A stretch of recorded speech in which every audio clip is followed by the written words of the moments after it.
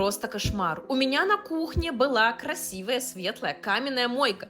Но красивой она была только в первый день. По факту она просто с жадностью впитывает все пятна от кофе, чая, свеклы, ягод и даже моркови. Я ничем не могла ее отбелить до первоначального состояния. И вот я увидела какое-то чудо-средство в ТикТоке и надпись «Отбеливающий эффект» меня, в принципе, подкупил, я решила его попробовать. Я взяла это средство, нанесла его равномерно по всей раковине, и вуаля, моя раковина снова белая. Она с первых секунд побелела. Вы это видели? Артикул вам на это средство оставляю, потому что такую проблему, как оказалось, решить очень легко.